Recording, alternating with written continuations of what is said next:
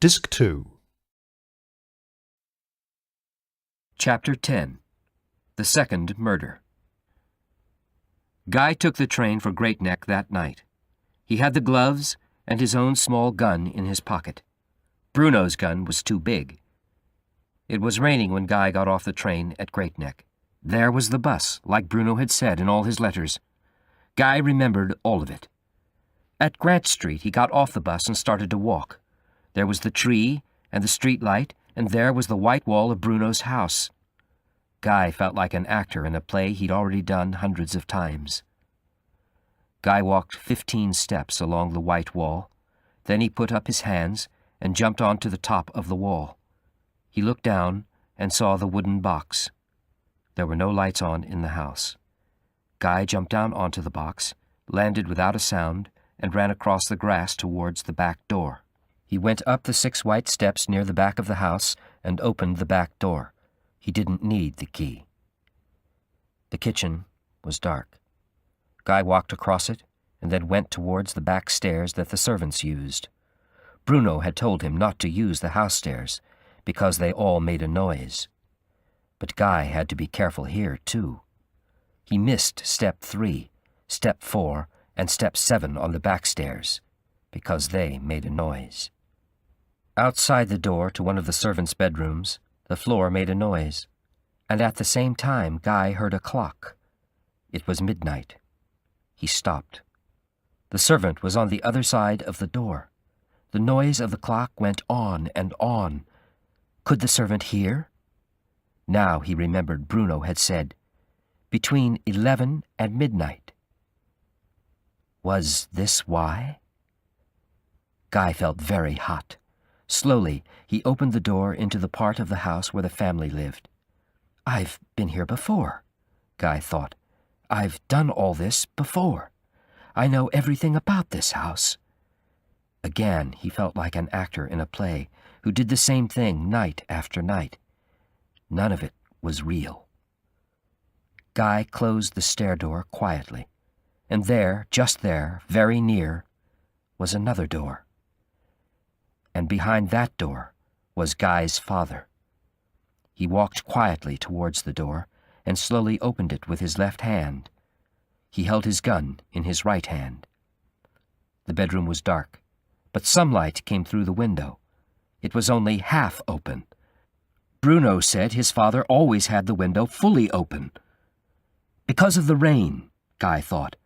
But how will I get out? Now Guy could see Bruno's father in his bed sleeping quietly. There was the round, dark shape of his head. "Ha ha ha ha!" came through the window. Guy shook with fear. A woman was laughing somewhere outside. This man is alive, Guy thought. He could laugh too. He could... No, don't think. Don't think. Do it now. Do it! He fired the gun. Nothing happened. It was all a dream, all a play. Nothing was real. Guy fired again. Nothing. He breathed slowly and fired again. The room tore with a screaming sound. He fired a 4th time, and the screaming sound came again, as if the world had burst. "Caw!" said the man in the bed, and his head moved. Then Guy was running across the grass, but he didn't remember how he had got there. He ran like a man in a bad dream, who runs and runs, but cannot move. "You!" A man's voice shouted behind him. It was the servant. Guy stood in the shadow by the white wall. "You!" The servant shouted again. Guy's hand shot out and hit him on the chin, and the man fell to the ground. Guy jumped over the wall, but it was very dark, and he didn't know where he was. He tried to be calm. Then he heard a police car very near him.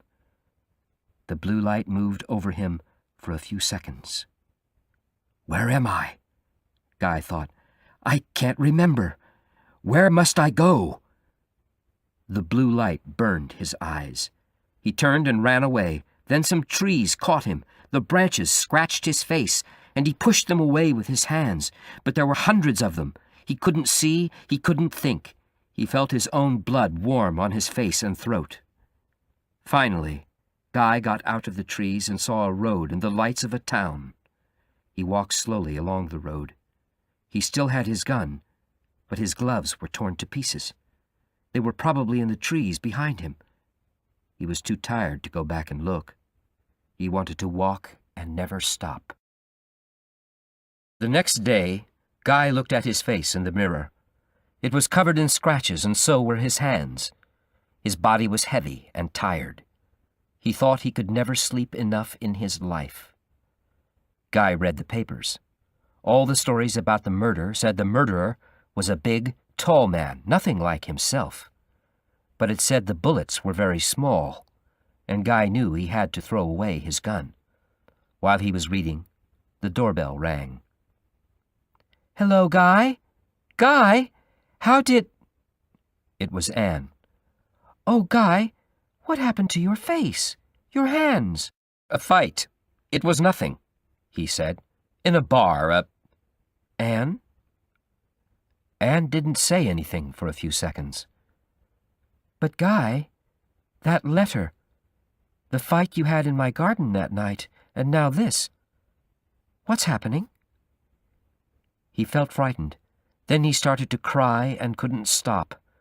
Anne put her hand on his shoulder, but she didn't try to hold him.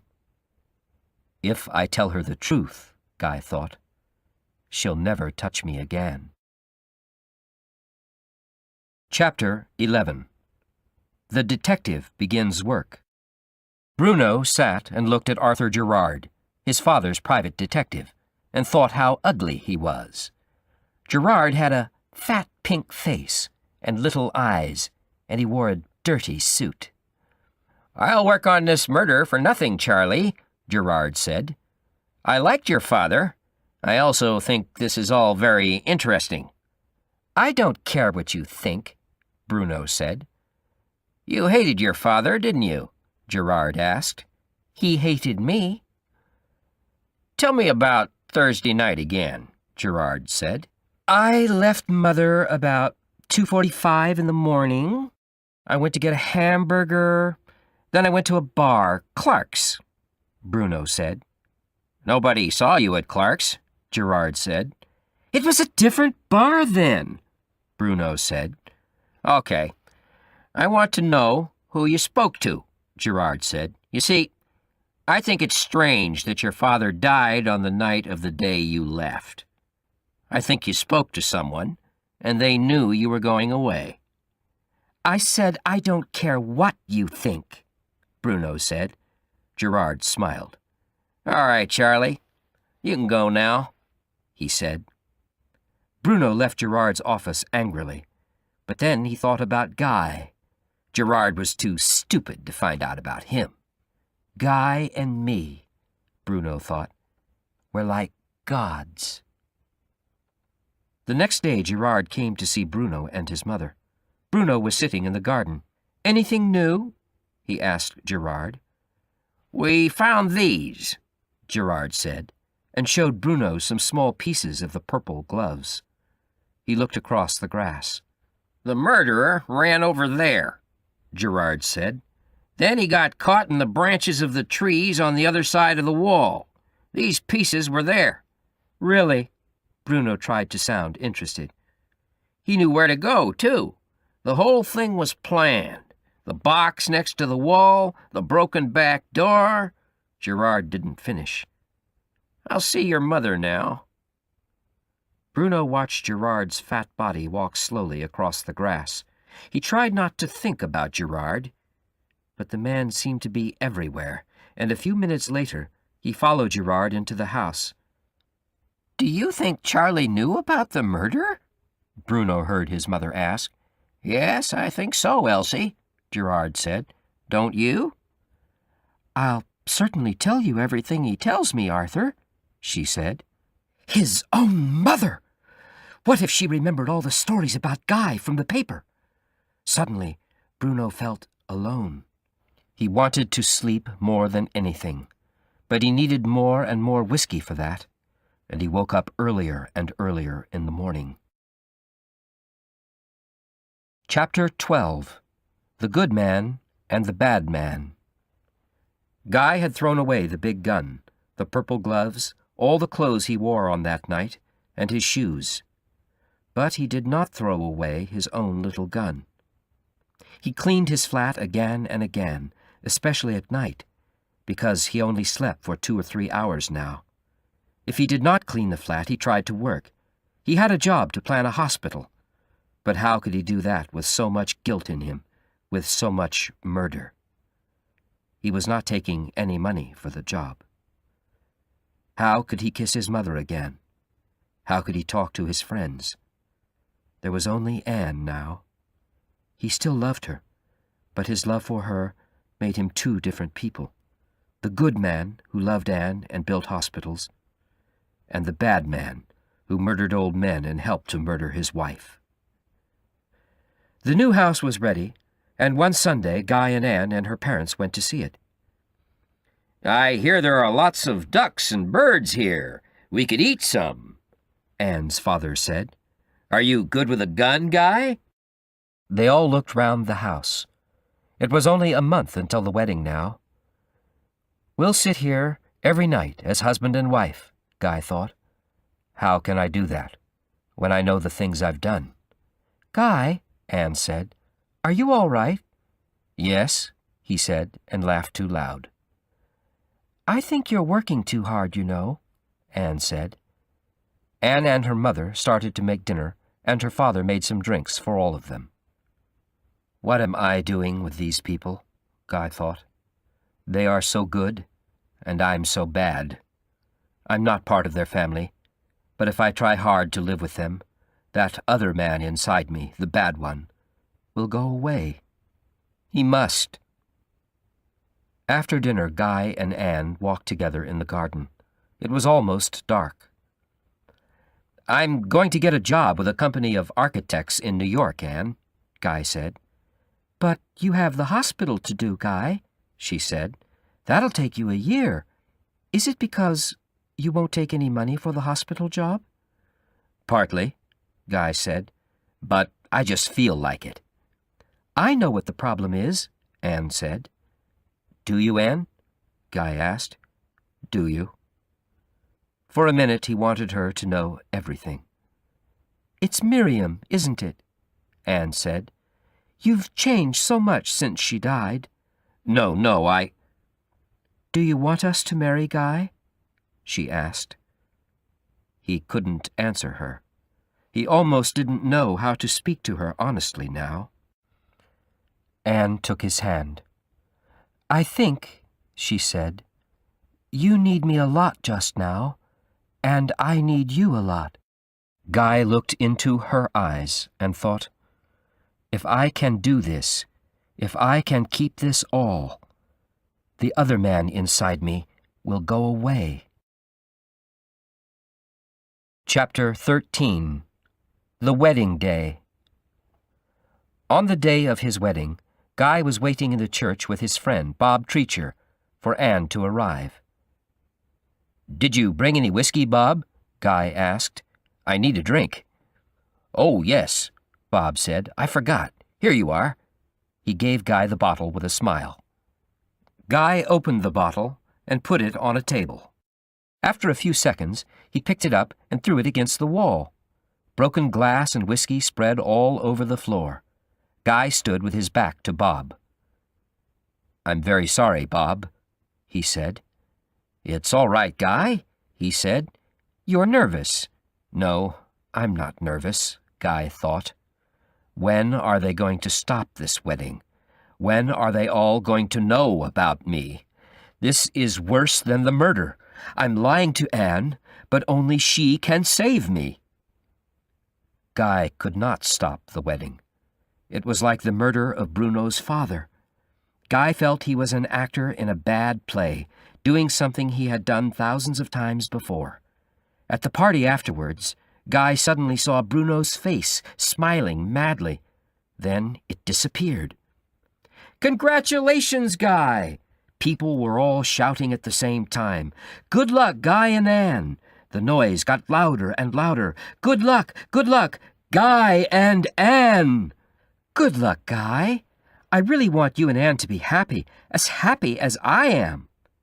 And there was that soft voice and that weak face with the mad red eyes in it, and Bruno's hand was on Guy's shoulder, and he was looking at Anne.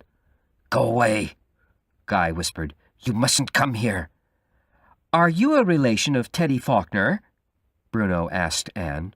He shook her hand. "He's my cousin," Anne said. "We play tennis sometimes," Bruno said. "Are you a friend of Guy's?" Anne asked. Bruno laughed. "Friend? I'm only his oldest friend in the world. We went to school together." He put his arm around Guy's shoulder. "Didn't we, Guy?" "You never told me about that man, Guy," Anne said later. "We didn't really go to school together, Anne," Guy said quickly. I met him at the Parker Institute. It was last December." "Can't you see?" Guy thought as he looked at all the people in the room who were speaking to Bruno. "Can't you see he's mad?" Chapter 14.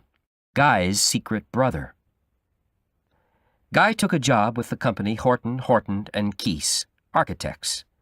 They gave him a big shop to build. It was easy to do, nothing special. Anyone could do it. He and Anne had their first party at the house soon after their wedding. "Bruno's coming to the party," Anne told Guy. "Why?" Guy said. "He isn't my friend." Bruno was drunk when he arrived. He looked at Anne all the time. "I like your dress, Anne," he said. Bruno always noticed women's clothes. "Now, where will you go for your first holiday? Italy? You know, Anne, Guy and I always talked about traveling."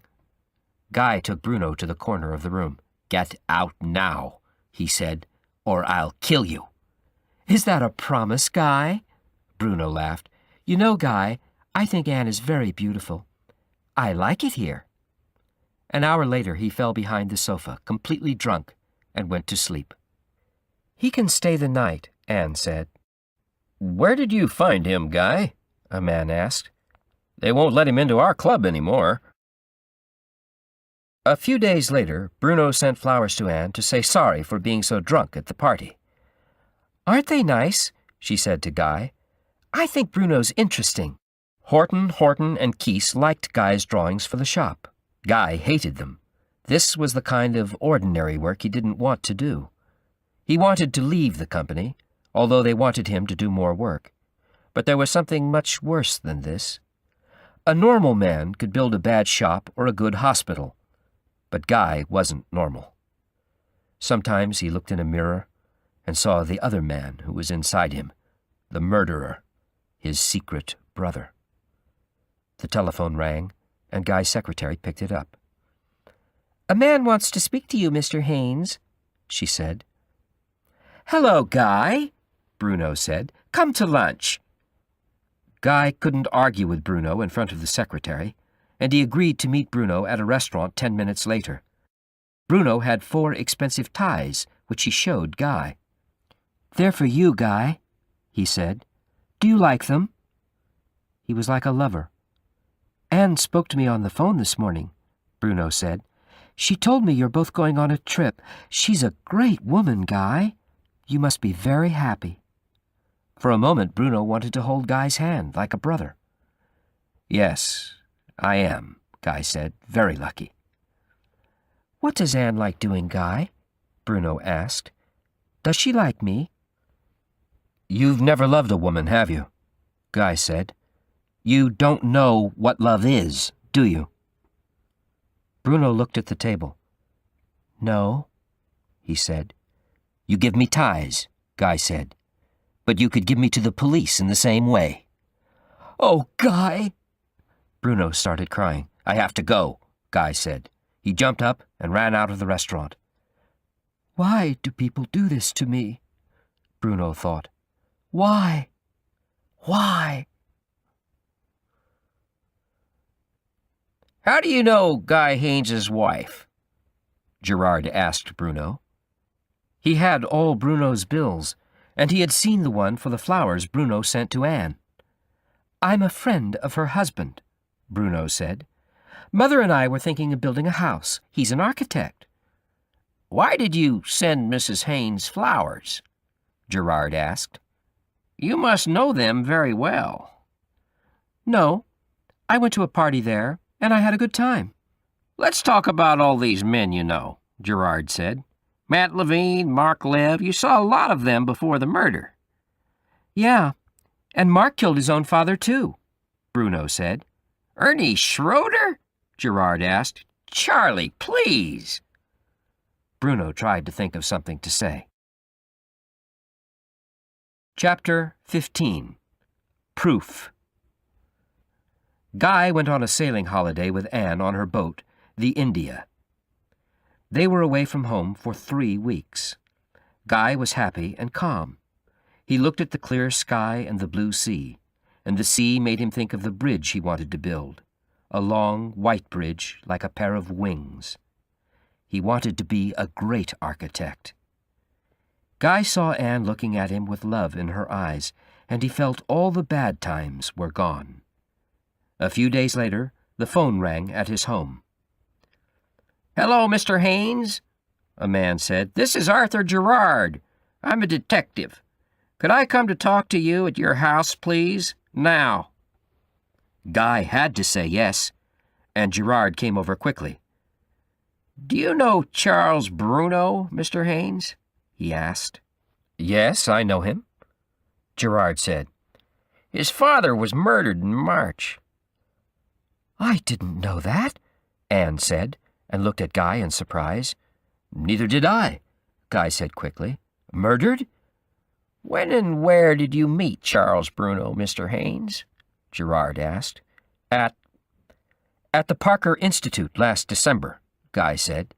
He only said it because he had told Anne that at the wedding when she asked him about Bruno.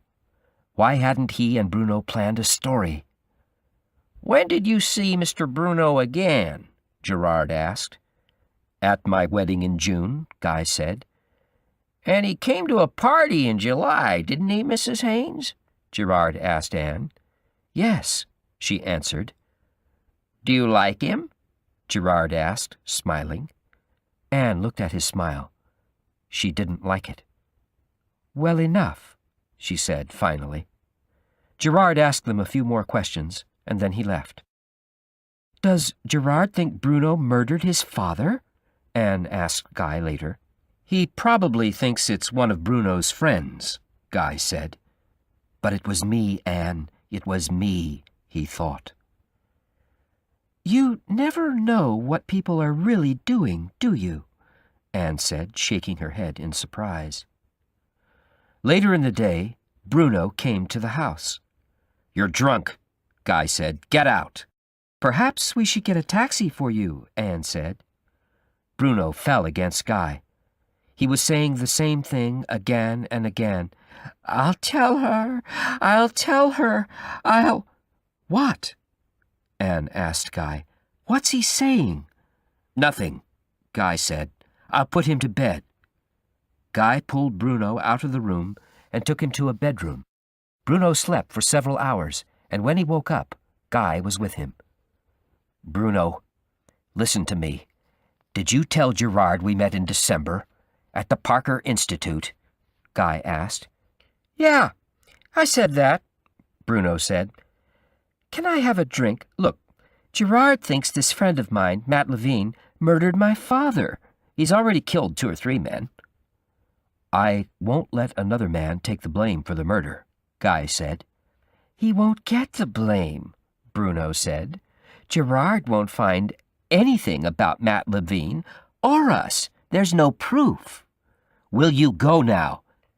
No, Bruno said quietly.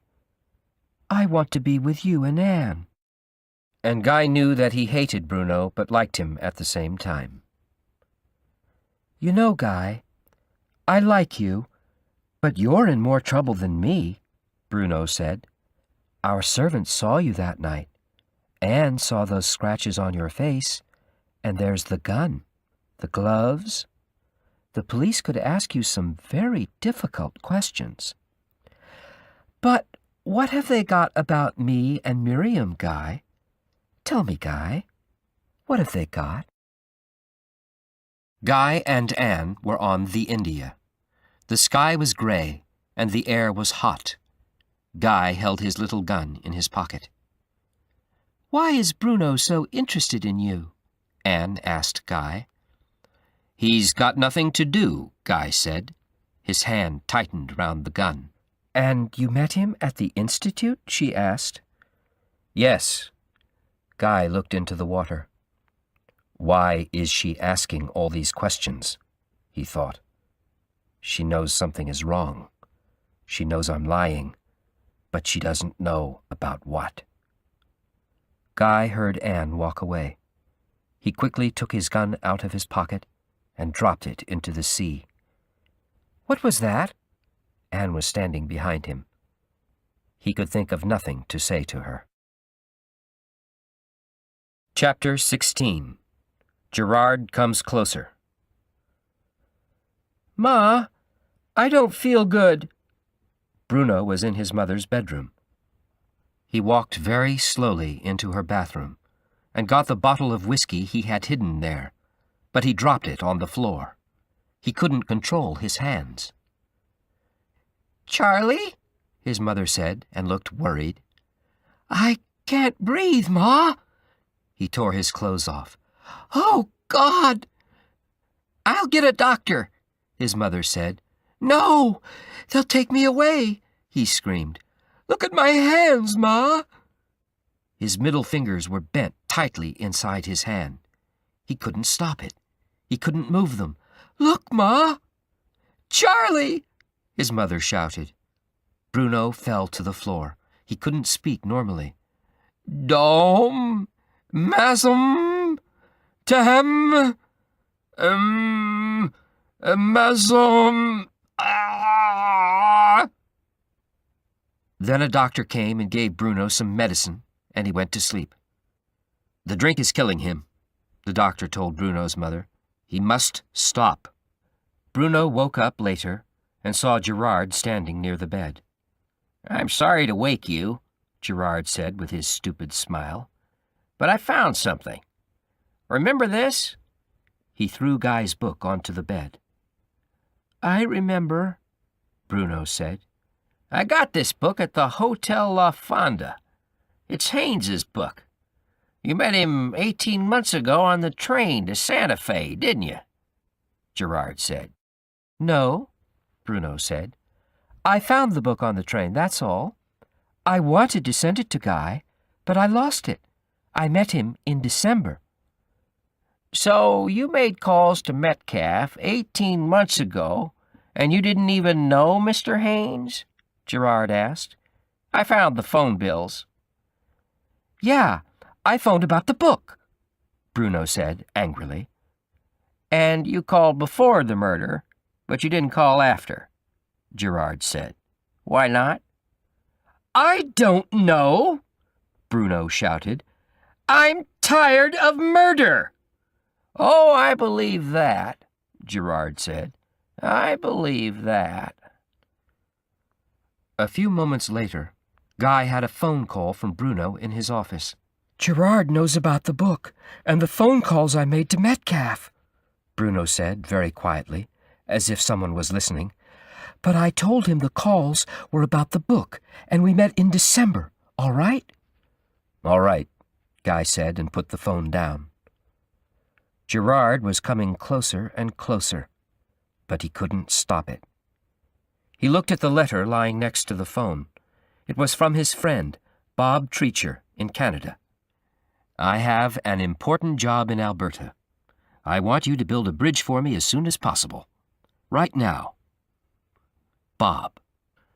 "Nobody knows who murdered Guy Haynes's first wife, Miriam," Gerard said to Bruno in his office. "I know," Bruno said. "Did you talk to Guy about Miriam? You're interested in murder," Gerard said. "I didn't talk to him about it," Bruno said. "Do you think he planned it?" Gerard asked. "No, I don't," Bruno said angrily. "You obviously don't know the type of man Guy Haynes is. He's a great architect." Gerard suddenly called out. "Come in, please, Mr. Haynes." He saw Bruno jump with surprise as Guy walked into the room. "Did you and Charles ever talk about your wife's murder, Mr. Haynes?" Gerard asked. "No," Guy said. "Did he ever tell you he wanted to murder his father?" Gerard asked. He had that slow, stupid smile on his face. "No," Guy said. Gerard held up Guy's book. "Charles found this on the train. But you didn't meet on the train, did you?" "No," Guy said. "The waiter who brought dinner to the two of you in Charles's room on the train says you did, Mr. Haynes," Gerard said, looking into Guy's eyes all the time. Guy felt hot with shame. He couldn't speak. "So what?" Bruno said angrily. "So why are you both lying?" Gerard asked. "Your wife was murdered, Mr. Haynes, a few days after you two met, and your father was murdered a few months later, Charles. Did you plan something?" "We planned nothing," Guy said. "Did Charles tell you he wanted his father dead, Mr. Haynes? Perhaps you were frightened to tell me about it?" Gerard asked. "No," Guy said. He felt himself going deeper and deeper into his own lies. And when would Gerard find out the truth? Did he know it already? Bruno and Guy left the office together. "You know," Bruno said, "he's looking for other people. Gerard doesn't think we did it. We had no reason to do it, did we?" Gerard went to see Anne at home late one autumn afternoon. "I think," he said, "that Charles Bruno told your husband about this plan to murder his father, and your husband didn't want to talk about it. Then, if your husband knew Miriam might die too, they had a kind of secret, didn't they?" "Guy couldn't do a thing like that," Anne said. "Do you think they met in March when Charles's father died and you don't know about it?" Gerard asked. "It's possible," Anne said. But she didn't know why she said it. When was that fight, she thought? February? March? And was it with Bruno? That was it. Guy tried to stop Bruno killing his father. "How was your husband in March, Mrs. Haynes?" Gerard asked. "He was nervous," she said. "It was a difficult time. His work." She stopped speaking. Gerard looked at her. Then he smiled and said, "Call me if you think of anything you know, Mrs. Haynes," and left quietly. A few minutes later, Anne saw Gerard outside the house, sitting in his car and writing notes. "Why did I say that about March? Is he writing about that?" she thought. "Gerard was here," Anne said that night as soon as Guy came home. "He wanted to know about March, if you knew Bruno had planned his father's murder for that month." Guy poured a glass of whiskey. Then he heard himself saying, "Look, Anne, Bruno told me on the train that he wanted his father dead. I'm not going to say anything because the police can use that to hang an innocent man." Anne said gently, "Yes, what you're doing is right." And she smiled. "It's terrible, isn't it? Murder." Guy hated his lies. He felt empty inside. He thought he was worse than Bruno, who was honestly bad, even if he was never caught. He couldn't live with Anne like this. Chapter 17. The Perfect Crime. Gerard smiled happily at Chief of Police Phil Dowland and said, "Can't you guess?" "About Samuel Bruno's murder?" Dowland asked. "You think his son Charles did it, don't you?" He didn't like Gerard because he was a private detective and he didn't work by police rules. "No." Gerard's smile grew wider. "But I think he did another murder. Do you know Guy Haynes?" "Yes," Dowland said. "His wife was murdered last June." Guy Haines and Charles Bruno met on a train to Santa Fe 10 days before Miriam Haines died, Gerard said. You think Bruno killed her? Dowland asked. You've got no proof. Yes, I have, Gerard said happily. I've spoken to a friend of Bruno's, Edward Wilson, who saw him going to the railway station in Santa Fe on the day of Miriam's murder. A taxi driver in Metcalf who drove Bruno to the amusement park the very night Miriam Haines died, and a man he tried to buy whiskey from near the amusement park, and another taxi driver who saw him too. And I've got bills of phone calls Bruno made to Metcalf. But why did Bruno murder this woman? Dowland said, laughing. Because he met her husband on a train? No, Gerard said. You don't see, do you? It was a plan. Bruno wanted Guy to kill his father, and he did. Guy Haines? Dowland shouted. Oh, this is... Yes, Guy Haines, Gerard said. He didn't want to, but he had to after Bruno murdered his wife. Guy was frightened. It was all Bruno's idea, the perfect crime. There was no reason for Guy and Bruno to murder these two people. They thought the police could never find them. What happens now? Dowland asked.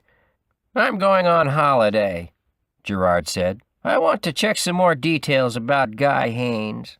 I can wait a few weeks. Chapter 18. A Terrible Accident. Guy was living in Canada and building his bridge. He came home one weekend and saw a mess in the house only one person could make. Bruno was here, he said. Yes, Anne said. You know he's mad, don't you? Guy said. Anne didn't answer, and Guy looked at her carefully. Anne thought, I know he's the one who wrote that letter to me in March, and the one you had a fight with. I know there's something. Then she said, Guy, I'm going to have a baby. Are you pleased? A baby? Guy said, and he laughed with happiness. The next day, Bob Treacher came from Canada to stay with Guy and Anne. It was a sunny day, and the police had called to say that they had no more questions for Guy and Bruno about his father's murder. Anne was pregnant. He had a good job.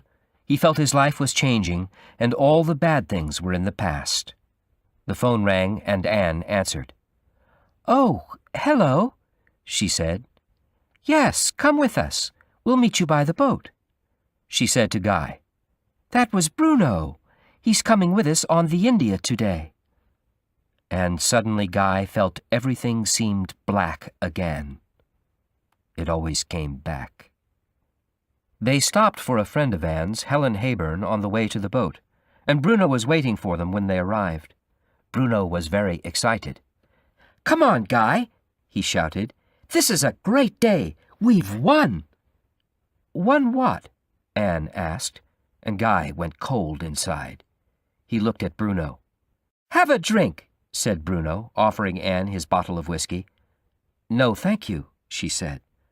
Come on, everybody, Bruno shouted. Let's go! The boat moved quickly over the gray sea, and the wind was quite strong. Bruno ran about the boat. Sit down, Bob said. Who are you? Bruno asked drunkenly. A friend of Guy's? Yes, Bob said politely. I've known Guy all his life, Bruno shouted. Have you? Guy saw Anne look at him with surprise. Every time with Bruno, something bad happened. When will he say it? Guy thought. The truth. He could say anything, do anything, for the rest of my life. Come on, let's sing, Bruno said. Guy, sing with me. Oh, sit down, Helen said to Bruno. Yes, sit down, Guy said, and keep quiet. Bruno started to cry. They didn't want him. He tried to walk away from all of them, even Guy. Suddenly, a large wave came up and hit the boat hard. The wave covered Bruno, and with a scream he fell into the sea. Bruno! Guy shouted. He jumped into the sea. It was very cold, and the waves seemed to be as high as mountains. He saw Bruno's head very far away. Guy! Bruno called once. A dying man. Guy swam towards the place where he had seen Bruno. Then he dived down into the cold gray water. The sea turned him round and round and round. There was nothing. Guy could see nothing. He was the loneliest man in the world. Where was his friend, his brother? Chapter 19. The End at Last. Early one morning, Guy got out of bed. He was very lonely without Bruno. He carried all the guilt inside himself now. He picked up some pieces of paper and started to write about everything: the train, Miriam, how he murdered Bruno's father. He left it for Anne to read. Anne is good, Guy thought. The rest of us, Bruno, me, his father, Miriam, Gerard, all of us are bad. Then he thought of Miriam's boyfriend, Owen Markham. He had loved Miriam. He was the father of her child. Guy remembered Owen at the inquest, where he seemed calm and gentle. Suddenly, Guy needed to talk to Owen. It was important, and after writing to Anne, it was the next thing he had to do. He took a plane for Houston, Texas, where Owen Markham now lived. Gerard had come back from holiday after Bruno died, and Guy thought Gerard might follow him to Houston. He looked carefully at the other passengers on the plane, but Gerard was not there. After asking some questions in different places in Houston, Guy found Owen in a bar. "I need to talk to you," Guy said. "I've got a room at the Rice Hotel. Please." Owen looked at Guy with his calm brown eyes for a long time. Then he said, "All right." In the hotel room they drank whiskey. Like the first time with Bruno, Guy thought. "I know the man who killed Miriam," Guy said. "I didn't stop him. I'm sorry. I know you loved Miriam." "No, I didn't," Owen said, and drank some whiskey. He spoke slowly. "And I didn't want that child. She did that to make me marry her." It was all wrong. Owen didn't care. But Guy had to continue. "You must listen to me," Guy said. "You must understand. This man, Miriam's murderer, his name was Bruno, he made me do a murder too. His father. You see, we met on a train, and Bruno said we should do the murders and the police would never catch us. He hated his father, Owen. It was frightening. I said I had some problems with Miriam, but I wanted to divorce her. I said no to her murder, but then he killed Miriam, and I only knew after he had done it. You understand? I said no. But after her murder, Bruno phoned me again and wrote letters telling me to murder his father. I was frightened he would tell my girlfriend that I knew about Miriam's murder, and I was tired of it all, so tired, so I said yes, and I agreed to kill his father. I only wanted Bruno to go away, that's all. I had to do it. Owen, I'm guilty too. Do you hate me?" "Hate you for what?" Owen asked, stupidly. "I don't know you. Who did you murder?" Guy felt very tired. "You have to go," he said to Owen. "You don't understand." Owen was very drunk, and he didn't move. "I'll call a taxi for you," Guy said. But where was the phone? Guy looked on the floor and saw it under the bed. The phone was lying near his chair, so that someone could listen to everything he was saying. He picked it up. "Hello?" he said. "Hello, Mr. Haynes," Gerard's voice said. "I heard what you said to Mr. Markham. May I come in?" Guy opened the door and looked at Gerard's big smile. Guy tried to speak, but he said something completely different from what he wanted. He said, "Take me."